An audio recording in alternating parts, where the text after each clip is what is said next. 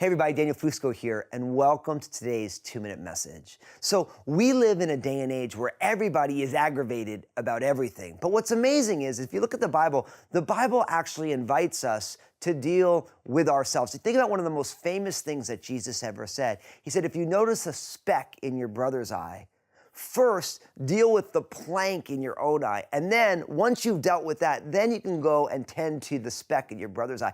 See, what Jesus is saying there is that it's not that someone doesn't have a speck in their eye. It's not that someone else doesn't have the problem. But really what he's saying is that you have to deal with the problem of you before you can try and help anybody else. And for too many of us, you know what we're doing? We're jumping the shark. We're trying to deal with everyone else before we actually take the plank out of our own eye. Think about what Jesus said. A speck is one thing, but a plank is a whole lot of specks together. And he's saying, really, in effect, before you worry about everyone else, you have more than enough to deal with in yourself. And then once you are dealing with yourself, then you can go and tend to the other person who has the speck. So he's not saying that we should pretend like the speck isn't there. He's saying first you need to deal with the problem of you, and then once you do that, then you will be humble enough and kind enough to be able to help somebody else. Because you can imagine if you had a plank hanging out of your own eye and you go to help somebody get close to them, you're just going to give them a black eye. They go from having a speck in their eye to having a black eye. So we make matters worse.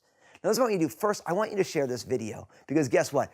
Each one of us has more than enough to deal with ourselves, as opposed to worrying about everybody else and the specks in their eyes. And in the comment section, I'm going to ask you to get real.